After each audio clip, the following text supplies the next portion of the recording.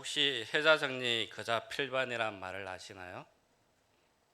사람이 만나면 언젠가 헤어진 것처럼 헤어지면 언젠가 다시 만난다는 그런 뜻을 가지고 있습니다. 제가 생각해 볼 때 만남과 헤어짐의 연속이 인생이라고 생각합니다. 여러분 살아가면서 많은 사람들을 만나고 또 많은 사람들을 떠나보내고 그리고 또 다시 만남이 있고 이것이 인생인 것 같습니다. 제가 이제 사역을 정리하면서 이렇게 상암동에서 일을 사역을 했던 것을 쭉 떠올려 보니까요, 참 많은 일들이 있었습니다.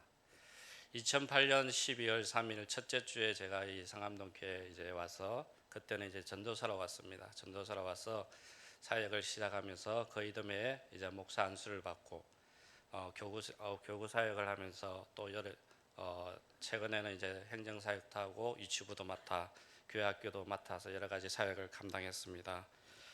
그러다 보니까 여러 가지 생각들이 참 많았습니다. 그리고 여기 와서 또 저희 가정에 새로운 생명이 또 탄생되어서 지금 막둥이가 6살입니다. 그리고 여기 올 때는 차도 없었는데 차도 생기고 목회 경험도 많아지고 여러 가지 일들을 많이 배우고 또 성장한 것 같습니다. 이것이 다 하나님의 은혜인 줄 믿습니다. 여호수아는 세겜에서 이스라엘 백성들을 모아놓고 마지막으로 설교할 때 너희가 섬길 자를 오늘 택하라 오직 나와 내 집은 여호와를 섬기겠노라 하면서 이스라엘 백성들에게 하나님만을 섬기라고 그렇게 촉구했습니다. 그러면서 저는 과연 그러면 무슨 말씀을 우리 사랑하는 성도님들에게 말씀을 전할까 고민하다가 생각하다가 제가 신방 다니면서 가장 많이 본문을 사용했던 말씀이 오늘 시편 23편 말씀입니다. 저는 이 말씀을 다른 사람들은 이렇게 표현합니다. 스펄전은 시편의 진주라고 말을 했습니다. 그리고 헨리 워드 피처라는 설교가는 시편의 나이팅게일이라고 표현을 했습니다. 또한 알렉산더 맥컬렌이라는 분은 이 시편을 읽고 눈물을 닦아보지 않은 사람을 어떻게 성도라고 말할 수 있겠느냐 이렇게 이야기했습니다. 저는 시편 23편을 신앙의 진수이자 성도의 신앙 여정을 잘 표현하고 있다고 생각합니다. 시편 23편은 1절 말씀이 중요합니다. 이 말씀이 전제가 되었을 때 2절과 3절과 4절과 5절, 6절의 축복의 말씀이 우리에게 주어지는 겁니다. 우리 다 같이 시편 23편 1절을 한번 다시 합독할까요? 시작. 여호와는 나의 목자시니 내게 부족함이 없으리로다. 아멘.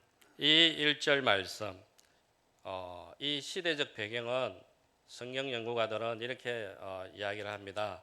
이 시가 지어졌을 때 다윗이 아들 압살롬의 반역을 일으켰을 때 다윗이 도망 다니면서 지었던 시라고 그렇게 성경 연구가들은 이야기합니다. 한번 생각해 보십시오. 아들에게 쫓겨서 아무것도 없이 도망 다닐 때 모든 것이 다 부족합니다. 그런데 다윗은 고백합니다. 여호와는 나의 목자시니 내게 부족함이 없으리로다. 저는 이 말씀이 너무나 좋습니다. 여러분 삶 가운데 이런 고백이 있기를 주님 이름 축복합니다. 이게 바로 우리 성도들의 고백입니다. 여러분 가진 것이 많습니까? 누구나 다 부족하다고 생각합니다. 그런데 이 고백이 여러분 삶 가운데 이루어질 때 부족한 것이 없을 줄 믿습니다. 자, 성경은 종종 인간을 양에 비유하고 있습니다. 이사야 53장 6절에 보면 우리는 다 양 같아서 그릇 행하여 각기 제 길로 갔거늘 이렇게 표현하고 있습니다. 여러분 양이란 동물의 특성을 보면 세 가지로 간추려서 이야기할 수가 있습니다. 첫 번째는 양은 방향 감각이 없습니다. 양은 시력이 아주 없습니다. 그래서 앞에 양이 지나가는 그 꼬리를 보고 따라가는 것이 양입니다. 그래서 양이 한 마리 구렁텅이에 빠지면 그 다음 양도 구렁텅이에 빠지고 방향 감각이 없습니다. 모든 동물이 자기 집을 쉽게 찾아오지만 양만은 그렇지 않습니다. 그리고 두 번째, 양은 무력한 존재입니다. 자기 자신을 자기가 보호할 수가 없습니다. 다른 동물들은 보호색을 띠든지 아니면 자기의 신체 일부를 무기로 사용해서 적으로부터 자기 자신을 지킵니다. 근데 양은 자기 자신을 자기가 지킬 수가 없는 그런 동물입니다. 세 번째, 양은 깨끗해 보이지만 아주 쉽게 더러움을 타는 그런 동물입니다. 그래서 양은 절대로 혼자 살 수 없는 동물이 바로 양입니다. 그러나 양은 이러한 실존적인 문제들을 해결하는 방법은 바로 목자가 있을 때 이 모든 문제들이 해결되는 줄 믿습니다. 목자를 만나는 순간 깨끗하게 그리고 완벽하게 모두 이 실존적인 문제가 해결되는 줄 믿습니다. 목자가 양의 곁에 서서 그 길을 인도하면 양은 길을 잃어버리지 않습니다. 그리고 목자가 그의 곁에 있어준다면 양은 보호를 받을 수가 있습니다. 그리고 씻김을 받을 수가 있습니다. 치유를 받을 수가 있는 것이 바로 양입니다. 우리의 인생도 마찬가지입니다. 1절 고백처럼 여호와는 나의 목자시니, 여호와 하나님이 나의 목자가 되주면 우리 삶 가운데 길을 잃어버릴 염려가 없습니다. 그리고 지금 메르스와 여러 가지 바이러스 그리고 여러 가지 사건 사고들, 여기서부터 우리가 보호를 받을 수가 있습니다. 아멘. 그렇습니다. 그렇기 때문에 1절의 말씀이 가장 중요한 말씀입니다. 하나님이 여러분의 목자가 되어야만 이런 것들로부터 우리가 다 받을 수가 있는 겁니다. 여러분에게 있어서 목자가 누구입니까? 무엇이 목자가 되고 있습니까? 맥스 루케이도라는 분이 쓴 책 가운데 보면 가벼운 여행기라고 번역된 책이 있습니다. 이 책 내용에 보면 하나님 없이 사는 현대인들을 빗대어서 시편 23편을 이렇게 적어 놓고 있습니다. 나의 목자는 나 자신이니 언제나 부족하리로다. 내가 이 백화점에서 저 쇼핑센터로 이 병원에서 저 요양으로 안식을 찾아 헤매고 다니나 결코 안식을 얻지 못하리로다. 내가 사망의 엄침한 골짜기를 기어다니며 안절부절 못하는도다. 복통에서부터 자동차 사고에 이르기까지 모든 것을 두려워하며 어머니의 치마꼬리를 잡고 늘어지기 시작하리로다. 매주 열리는 직원회의에 들어갈 때마다 적들이 나를 둘러쌀 것이며 집에 돌아간다 해도 하찮은 금붕어까지 찌푸린 얼굴로 나를 맞을 것이다. 내가 강력 진통제로 두통에 찌든 머리에 기름을 부었으니 독한 술이 내 잔에 넘치나이다. 내 평생의 정령, 고통과 불행이 나를 따르리니 죽는 날까지 하나님에 대한 회의 속에서 영원히 거하리로다. 어떻습니까? 이 하나님 없이 사는 우리 현대인들의 모습을 잘 표현하고 있다고 저는 생각합니다. 여러분 자신도 한번 생각해 보십시오. 입술로는 하나님이 나의 목자라고 고백하지만 어떻습니까? 여러분 삶 가운데 진정 하나님이 여러분의 목자가 되고 있습니까? 아마 이러지는 않습니까?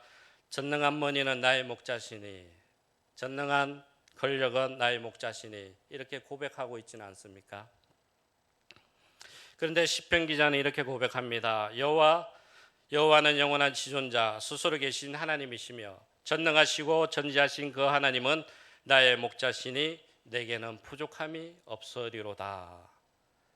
여러분 이 고백을 여러분 삶 가운데 덜 묵상하시기를 주님 이름으로 축복합니다. 여러분 이 고백은 자기의 모든 소유가 충족되어서 고백하는 것이 아닙니다. 제가 앞전에 말했던 것처럼 다윗이 도망 다닐 때 모든 것이 부족한 상태에서 고백한 겁니다. 모든 소유의 근원이신 하나님을 소유한 사람의 고백입니다. 예를 들어 이런 것입니다. 엄마와 아이가 함께 있다가 순간적으로 엄마가 아이 눈에 이제 사라졌습니다. 그럴 때 아이는 어떻게 합니까? 엄마를 찾아 울고 불고 난리 납니다. 그런데 엄마가 탁 아이 눈에 들어오면 아이는 언제 그랬냐듯이 방긋방긋 웃습니다. 바로 이것입니다. 하나님이 나의 목자가 되면 그러한 삶을 살아갈 수가 있다는 것입니다. 하나님을 자기의 목자로 삼은 인생의 고백도 이와 마찬가지입니다. 하나님은 나의 목자시니 내게 부족함이 전혀 없다는 것을 여러분 믿으시길 바랍니다. 어떤 고등학생이 이제 처음 교회에 나왔습니다. 그런데 마침 고등부에서 성경 암송 대회가 있었습니다. 그래서 이 고등학생도 자기도 참여해야 되겠다고 생각하고 시편 23편을 암송하기로 했습니다. 이제 대회가 되는 날 나와서 암송을 합니다. 여호와는 나의 목자시니 내게 부족함이 없으리로다. 그런데 그 다음을 까먹었습니다. 그래서 다시 한번 도전하겠습니다 하면서 여호와는 나의 목자시니 내게 부족함이 없으리로다. 그런데 그 뒤에 또 까먹었습니다. 몇 번을 반복해서 그 말씀을 암송했습니다. 몇 번을 반복하다 보니까 갑자기 그 의미가 깨달아진 것입니다. 하늘과 땅을 창조하신 하나님, 전능하신 그분이 내 인생길의 목자가 되어주신다면 내게 무슨 부족함이 있겠는가 깨닫게 된 겁니다. 그래서 그는 큰 소리로 외쳤습니다. 다시 외우겠습니다. 여호와는 나의 목자십니다. 그러므로 부족함이 없습니다. 그러므로 이상 끝. 여러분, 얼마나 멋진 고백입니까? 하나님이, 여호와 하나님이 나의 목자가 되시는데 더 이상 무엇이 필요하겠습니까? 저는 이 말씀이 맞다고 생각합니다. 제 인생에 있어도, 여러분의 인생에 있어도 이러한 삶을 살아가기를 주님 이름으로 축복합니다. 여호와 하나님이 여러분의 목자가 되는데 뭐가 더 필요하겠습니까? 하나님을 자기의 목자로 받아들인 사람, 그리고 하나님을 자기의 목자로 고백하는 그 순간이 성도들의 새로운 인생의 출발점이 되는 줄 믿습니다. 하나님을 자기의 목자로 발견하고 그분 앞에 자기의 생을 의탁하고 그분의 인도를 경험하는 그 순간이 우리 믿는 사람들의 새로운 출발점이 되는 줄 믿습니다. 저는 이러한 믿음을 가지고 이제 나아가려고 합니다. 앞으로도 지금까지 그렇게 살아왔지만 이 말씀을 준비하면서 한 번 더 하나님이 나의 목자시니 내게 부족함이 없으리로다. 저는 부족한 것이 많습니다. 그런데 하나님이 함께하여 주시기 때문에 부족함이 없다고 가감하게 이야기할 수가 있습니다. 여러분, 이 절은 하나님을 목자로 고백한 성도들에게 하나님께서 아침의 식탁으로 계시해 주고 있는 말씀입니다. 2절에 보면 그가 나를 푸른 초장에 누이시며 쉴만한 물가로 인도하시는 도다, 이렇게 말씀하고 있습니다. 여러분, 양의 실존적인 필요가 무엇이겠습니까? 양이 필요로 하는 것은 바로 풀과 물입니다. 그리고 쉴만한 안식처입니다. 선한 목자는 양을 푸른 초장으로 인도합니다. 성경에 보면 푸른 초장에 눕는다고 오늘 말씀하고 있습니다. 실제로 양을 치면서 목자가 되신 목사님이 있습니다. 필립 켈러 목사님인데 이 목사님이 시편 23편 주의 집에서 이렇게 이야기하고 있습니다. 경험을 통해 볼 때 양을 두려움을 느끼거나 배고플 때 결코 눕는 일이 없다고 합니다. 그 목사님이 이제 양을 치면서 경험을 통해 보니까 양은 두렵거나 배가 고프면 절대로 덜어눕지를 않는다고 합니다. 그런데 오늘 성경 말씀은 뭐라고 표현하고 있습니까? 그가 나를 푸른 초장에 누이시며, 이렇게 말씀하고 있습니다. 선한 목자는 우리를 잔잔한 물가로 인도하고 있습니다. 이 잔잔한 물가가 어떤 의미를 가지고 있을까요? 바로 평화와 안식입니다. 우리가 주님 앞에 오자마자 하나님을 아버지를 믿고 고백하면 우리의 삶 가운데는 평화와 안식이 찾아오는 줄 믿습니다. 아멘. 요한복음 14장 27절에 보면 이렇게 말씀하고 있습니다. 평안을 너희에게 끼치노니 곧 나의 평안을 너희에게 주노라. 내가 너희에게 주는 것은 세상이 주는 것 같지 아니하니라. 너희는 마음에 근심도 말고 두려워하지도 말라. 그리고 마태복음 11장 28절에 수고하고 무거운 짐진 자들아 다 내게로 오라. 내가 너희를 쉬게 하리라. 여호와 하나님이 나의 목자가 되면 여러분 삶 가운데 평화와 안식이 찾아오는 줄 믿으시길 바랍니다. 요즘 어떻습니까? 메르스와 여러 가지 사건들, 가뭄들, 여러 가지 마음의 평화가 없습니다. 그런데 하나님께서 나의 목자가 되면 여러분 그 마음에 가운데 10년 가운데 평화가 넘쳐나는 줄 믿으시길 바랍니다. 제가 좀 전에 저는 가진 것도 없고 부족한 것이 많다고 이야기했습니다. 근데 지난주 이제 저희가 이제 창원으로 내려가면 살 집을 이제 구해야 했습니다. 그래서 이 가운데에서도 하나님이 함께 하시고 하나님이 동행하여 주신 것을 깨닫게 되었습니다. 저희가 이제 내려가기 전에 저희 아내가 사이트를 통해서 집을 하나 봐두었습니다. 근데 내려가서 그 집을 이제 한번 보기로 했습니다.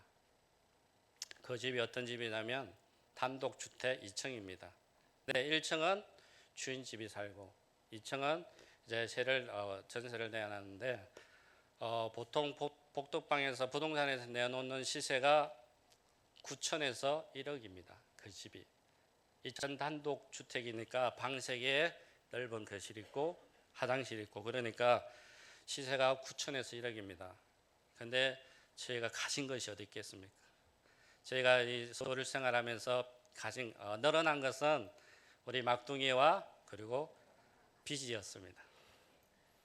그런데 저희가 이제 보험을 해약하고 여러 가지 준비를 하고 돈을 모아 보니까 1,200 정도 되더라고요. 그리고 저희가 제 어머니께 이야기를 못했습니다. 저희 어머니가 고혈압이 있어가지고 전화상으로 이야기하면 무슨 일이 날 것 같아가지고 14일 날 주일 예배를 우리 60주년 기념 예배를 드리고 이제 밤에 창원으로 처갓집으로 내려갔습니다. 내려가서 하룻밤 자고 그 다음날 월요일 아침에 이제 시골 욕지도에 제가 어머니가 사시는 곳에 들어가서 어머니에게 이제 이야기를 했습니다. 그러니까 어머니가 한동안은 조금 멍하시면서 그래도 기도하시는 분이라 마음을 추스리고 저에게 이럴 때를 위해서 준비해뒀다고 1,300만 원을 주시겠다고 그렇게 이야기하셨습니다. 그래서 모아보니까 한 2천만 원 좀 넘게 되고 나머지 이제 3천만 원을 어떻게 대출을 받았습니다. 그래서 그 집을 5천만 원에 전세를 얻었습니다. 하나님께서 다 준비해 주신 겁니다. 그 집이 한 달 전부터 비어 있었습니다. 근데 주인과 이야기를 나누다 보니까 그 집을 풀어놓은 사람들이 다 많았습니다. 근데 주인이 다 취소시키고 저희가 가는 날 바로 구두 계약으로 하고 그 다음 날에 대출 이렇게 서류 넣고 해서 이달 말에 이제 잔금 치르기로 하고 계약을 하고 왔습니다. 이런 걸 볼 때 여호와 하나님이 나의 목자시니 저는 이 말씀을 믿습니다. 이 말씀을 믿고 나가면 하나님께서는 우리의 앞서 모든 일을 진행하고 계신다는 것을 믿으시길 바랍니다. 그래서 저는 마음이 평안합니다. 앞으로 하나님이 나를 통해서 어떤 계획을 가지고 어떤 일을 또 하실까 기대가 넘칩니다. 그래서 마음이 평안하고 아주 행복합니다. 여러분 많은 기도를 바랍니다. 그렇습니다. 하나님께서는 우리에게 여호와 하나님 나의 목자라고 고백하고 믿고 따르면 하나님께서는 평안의 안식처를 주시는 줄 믿으시기를 바랍니다. 4절은 우리의 인생에 있어 찾아오는 또 만나는 위기를 그려내고 있습니다. 4절 보면 내가 사망의 엄청난 골짜기로 다닐지라도 해를 두려워하지 않을 것은 주께서 나와 함께 하심이라. 주의 지팡이와 막대기가 나를 안위하시나이다. 여러분 3절에 보면 의의 길이 나옵니다. 이 의의 길은 반드시 평탄한 고속도로의 길이 아닙니다. 그럴 수도 있고 아닐 수도 있습니다. 때로는 좁은 골짜기로 지나갈 때도 있습니다. 을을 위해 살다 보면 반드시 견뎌야 하는 고난과 핍박이 우리 삶 가운데 있습니다. 오늘 시편 기자는 이 골짜기를 사망의 엄침한 골짜기로 표현하고 있습니다. 영어 성경에 보면 이것을 shadow of death라고 합니다. 죽음의 그림자라고 합니다. 여러분 우리가 살다 보면 죽음의 그림자가들이 많이 찾아옵니다. 이것은 실제적인 죽음은 아니지만 죽음처럼 절망적인 것을 말씀하고 있습니다. 우리가 뜻하지 않게 질병에 걸리기도 합니다. 성도로 바르게 살다가 믿음대로 살다가 찾아오는 핍박도 있습니다. 또 우리는 연약해질 수도 있습니다.